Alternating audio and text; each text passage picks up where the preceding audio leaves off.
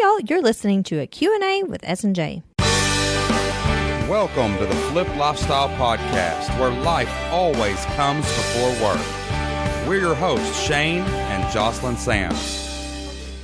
We're a real family that figured out how to make our entire living online. And now, we help other families do the same. Are you ready to flip your life? All right, let's get started. Hey everybody, welcome back to another great episode of the Flip Lifestyle Podcast. Super excited to be bringing you another Q&A with S&J this week. When Jocelyn and I created the Flip Lifestyle Podcast and the Flip Your Life community, one of our goals was to answer as many questions as possible from our audience and from our members. We have literally answered thousands of online business questions via email, inside of our Flip Your Life community forums, and on our member calls. Twice a month, Jocelyn and I host live members-only Q&As where members of the Flip Your Life community can log in, ask us a question, and we answer those questions directly on the call. Not only does each member get their question answered, but they get to listen in to dozens of other questions and answers so they can take their business to the next level. And while we can't share all of the great questions that are asked on our member calls here on the podcast, we wanted to bring you a few of those questions so that you could listen to some of those answers and take your business to the next level as well. If you have a direct question for me and Jocelyn and you would like to ask that on our next member call, it's easy to join. All you have to do is go to flippedlifestyle.com/free. That's flippedlifestyle.com/FREE, and you can get your first month inside the Flip Your Life community for free. That will let you attend our next 2 member calls where you can ask your question and listen in to all of the questions that me and Jocelyn answer live for our members. That's flippedlifestyle.com/free to start your free trial to the Flip Your Life community today. All right, we've got some great questions on the podcast today, so let's get started. This question is from Alicia. It says, I'm in the process of launching my product. It's already live for sale. I don't really have an audience yet, but the product/idea is kind of a New Year's resolution guide that begins on January 1st, so time is of the essence. I'm running cold ads right now, have a plan for warm ads soon. The question I'm struggling with is the timing of my coupons. I've thought about offering a Black Friday coupon. Since Black Friday is around the time I will be running the warm and hot ads. I'm also still in the process of setting up my autoresponder and thought I could offer the same discount to subscribers, but I'm worried about offering a discount right after launching the product. I'm worried that if someone buys it at full price and then sees a subscriber or a Black Friday discount, that will be disheartening and like I'm rewarding late adopters rather than early ones. Yeah, this is a common fear that we get, but like the moral of the story is, guys, online business and marketing is really complicated, and most people will not see 80% of the stuff that you send out. You won't be able to keep up with 80% of the things that you've done in the past, and you can't always perfectly get every single thing right in your business. Like, yeah, there are going to be times where you offer a discount for Black Friday and then someone joins later and they didn't get the discount. And then maybe they go back and find an old email that says, hey, you offered this person a discount. What about me? Well, honor their coupon. That's all you have to do. This solves all problems. If you offer a discount and someone doesn't get it and they come back later and ask for it, just give them the coupon. Don't worry about it. And then also don't feel bad that everyone doesn't see all of your discounts. They should pay better attention to your email list. They should show up for live webinars. They should take advantage of your Black Friday sales instead of waiting till later. That's why they have sales. When you go to Kohl's and you buy a pair of blue jeans and then next week they have a 40% off, sale for that same pair of blue jeans, more than likely you're not going to get that discount. You missed the sale. It just didn't time up right. If you go buy milk for $3 and then, you drink all the milk and then 2 weeks later you go back into Kroger or the grocery store and they're having a 99-cent sale for milk as a loss leader, you're not going to be able to go back in probably and say, hey, I drank some milk 3 weeks ago and I paid $3. I'd like my $2 back, right? Like none of this stuff can ever line up perfectly. And also don't fear this because most people won't even know what your sales are. It doesn't matter, right? So this is kind of one of those things where it's like, do what's next on the calendar, right? Like, for example, if I'm going to offer a 50% off annual sale, right, for for our membership on Black Friday. Let's say I'm going to do a 50% off annual sale. Well, if somebody writes me back in January and they say, hey, I didn't get 50% off back in January. Well, that was 7 months ago for one thing. It's a different time. It's a different place. It's a different promotion, right? It's a different sale. And then two, I might say, hey, how about this? I'll give you 50% off on your renewal, right? Just work with people. Take cases on a case by case. You're not going to be able to categorically solve every problem in your business in every planning meeting. Do what you want to do next, and then deal with any problems that may come from it. Okay. You can try to anticipate stuff, but it is not dishonest to give one person a price and someone else a different price, right? That's how an economy works. Prices go up and down. Prices are dictated by time and demand and supply and what you want to do based on what they want to do. And your best bet is to quit letting all that junk come into the discussion. Ask yourself this: how much do I want to charge tomorrow? I'm charging that tomorrow. If anyone writes me in about the cost, I will take into consideration what they're saying. Now, move forward with those rules and charge whatever you want to charge whenever you want to charge it, and deal with the repercussions as you go. And as an alternative, you can also explore the idea of offering bonuses. So maybe instead of a discount, you offer bonuses for your product. So if you purchase on Black Friday, then you get ABC bonus. You can also do other things, like maybe you're going to raise your prices, and you could say, hey, after this date, I'm going to raise prices, but until this date, I'm going to offer XYZ. Yeah, I'm going to raise prices on December 3rd for the Flip Your Life community. We're going to raise prices again. We're going into 2020 with different goals, with different mindset. We've got some different ideas of how we want to grow our brand, how we want to create free content, how we want to grow our audience. And we had to look at what we were doing in the Flip Your Life community and say, you know what? We need to charge more for this. Like, we're adding a lot of new courses. We're adding a lot of new content. We're updating.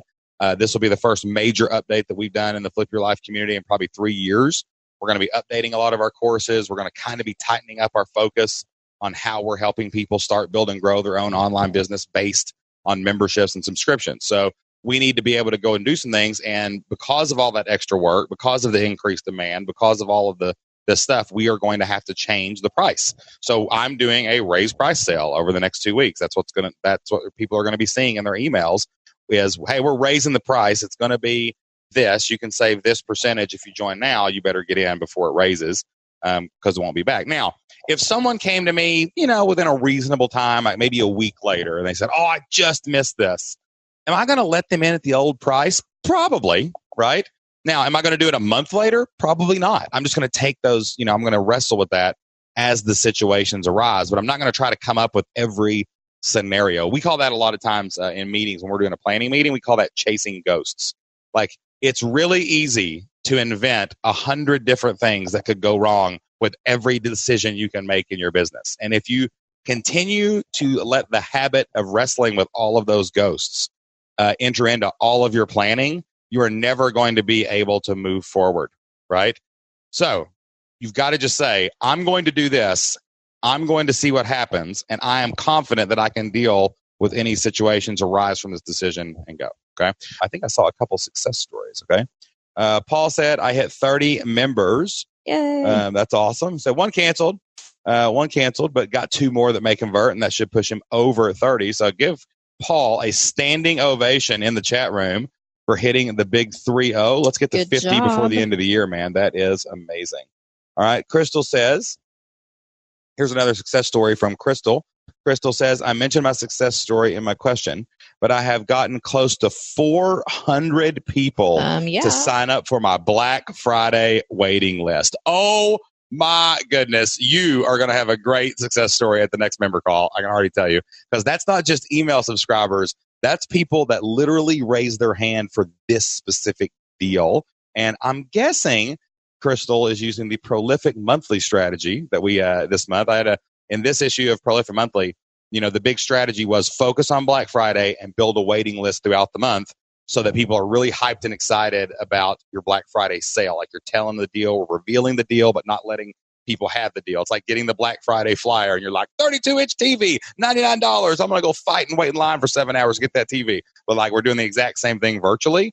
And this sounds like she is using the waiting list strategy, and she has 400 people. If you can convert 25% of that, and they're already interested, Crystal, that's 100 members, right? So, wow, get those monthly memberships. Get those people, annual members, whatever you're selling, get them in. And congratulations, a 400-person waiting list is a big, big, big deal, because not only do you get to sell to them on Black Friday, but now you've got their emails and you know what they're interested in going forward. So it's not a matter of if you can convert them, it's just when. So, that is awesome. That's amazing. Okay. This question is from Fred. Fred says, how can I translate my content into Spanish, Espanol? My first question would be, why would you want to do that? Because there's 300 million people in America that speak English. Well, not necessarily. Not necessarily. Well, I mean, they might speak English. And okay, let's say there's 200 million people. Let's say there's 100 million adults in America that speak Spanish or speak English.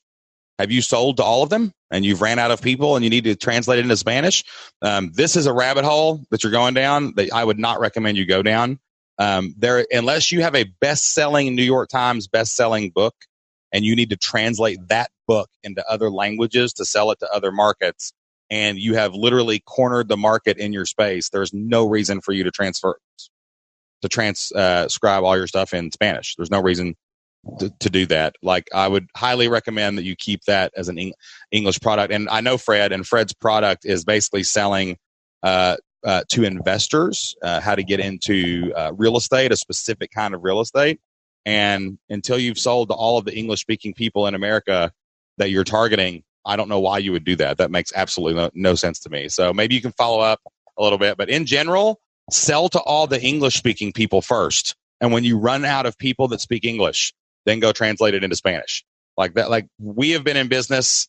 We literally have customers, members of the Flip Your Life community in Spain and Mexico, and we do not translate our stuff into Spanish. And we have actual members from Spain, from Portugal, from Brazil, people speaking Portuguese, people speaking Spanish. We have French members. We have people in the Czech Republic. We have people in the DR. We have people all over the world speaking all of our languages. We have never once even considered or come up in a planning meeting, have we, to translate our stuff into Spanish? So not yet, but yeah, eventually. If at some point you do decide to do that, I would definitely get a native speaker to help you. Don't depend on Google Translate or something. I know you wouldn't do that, but I wouldn't do it. I just honestly, why would you do it? All right, let's see. Lori's has a success story here in the chat box. It says, success story. I have reached my Flip Your Life Live 2019 100-day goal already. Oh, yeah. And we still have 6 weeks left in the year. I have 7 paying clients. My goal is 6 long-term clients. Hit it! ! So my new goal is exclamation mark. I'm sorry. I can't read. ! So my new goal is to replace my salary going forward. Wow, that is an amazing goal. So at the end of Flip Your Life Live, we kind of strategically plan the event where it's exactly 100 days away from the new year. That way, at the end of the event, we can look at the audience and say, you have 100 days until New Year, so you need to do something with those 100 days. Oh, and P.S., they wrote themselves letters congratulating themselves on their 90-day goal. So if you hadn't started yet, you better get your goal going, because we're going to be stamping. Actually, those are right over here, I think, aren't they? No, it's on the right side over there. Oh, okay. I'm actually looking at your envelope, Lori. I'm looking at yours right now. And I told Siri to remind me in 2 weeks. Yeah, so we had everybody write a letter. They set their 100-day goal, and then they wrote themselves a letter, and we took them up and put them in envelopes. We're going to send those to them. So it's a letter that shows up and says, congratulations. So Lori is going to be getting an amazing letter that she predicted the future and dominated her goal 6 weeks early. And that is amazing. And that is why we set goals. So all right, well done. Awesome. Enjoy your day at Exclamation Park. Exclamation. Yeah, go to Exclamation Park and have some fun. Sorry, I could dog. resist. Jocelyn, leave me alone. This question is from Rebecca. Rebecca says, what is the best place to advertise to find a personal assistant in my hometown? I'm having no luck using Facebook or reaching out to students I know. Actually, for this one, we've been through this a couple times now, and we went through our personal networks.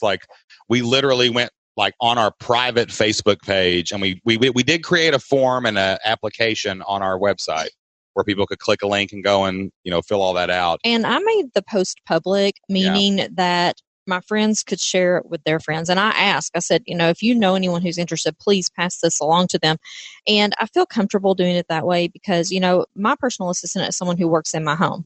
So I don't want it to be someone who's a complete random person that no one knows because, I want to make sure they're a trustworthy person. Yeah. So I don't recommend getting a friend or someone that is really close to you. Yeah, right? because like if something happens, say they start and 3 months later, it's not really working out. It's someone that you're going to see in the grocery store and it'd be awkward. You don't really want that. And even if it is, it's not going to be your best friend, basically what you're saying, right? Like you can hire friends, but just don't hire best friends. Yeah. So the assistant that we hired, she's someone that I knew. I didn't know her particularly well. We were in a running club together. So, I knew that she was a reliable person because she showed up to races and things like that. So I would recommend reaching out to your personal network and saying, hey, can you pass this along to someone who would be a good fit? And part of that is also really outlining your expectations clearly. And I actually have a page that we use. If you want to look at it, I can send it to you. I can't remember what it is offhand. And this is not a business role, what we're talking about here. There's two kinds of roles that you can hire. You can hire a business employee, and then you can hire what we call our home staff, right? Like this is our in-home assistant, okay? She does laundry for us. She cleans the house up every day. She runs errands for us. She makes appointments for us with doctors. She might take our kids a backpack if they forgot it at school, or she may randomly have to pick up our kids after school. Or deliver cupcakes to school, or snacks for birthday presents, right. Whatever. So like this is like an in-house person. Another role that we have would be like maybe a maintenance person who does the outside stuff, who might mow the yard and fix the lights when they go out or whatever. Like, so this is a different kind of role than just I'm going to hire the best employee possible. Like there's other considerations, like they're in your house a lot. They know your kids and they know you intimately. They see what you do for work and how you run your business. And, there's a lot of confidentiality and trustworthiness that you have to take into account. So this is not a post a job on Upwork and see who applies kind of gig, right? Unless you live in a big city. So that's why anytime we do a home staff appointment, this would be like a nanny, like if you were going to hire a nanny for your kids, or maybe a tutor, or like even like a music like lessons person that's going to come in and do piano lessons, things like that, whatever. Like we recommend going to your personal network, like post it on your actual Facebook. Ask your friends, like reach out, think about the 20 people you know the best. Reach out to them like Jocelyn did and say, hey, this is the job I'm hiring. Who do you know who would be a great fit? Who do you know in our area that would be a great fit? And if you want to see the what I did as far as like what am I trying to say? Like a description. It's at fliplifestyle.com/assistant. And this is when we were hiring before. So I'm not hiring for this position now, so please don't fill up the application. But anyway, that is what I put out there. We got a good one. Yeah, so. Yeah. And I had the most success, honestly. So in Kentucky, it's not really a high wage state because we have a really low cost of living. So I tried to do it two different ways. The first time I put the approximate monthly price that I would be paying, and like crickets, no one applied. Like we said, like, hey, we'll pay you $2,000 a month or whatever to do this job. And then I put the hourly price, which was the exact same, by the way, as the monthly price, and the applications flooded in.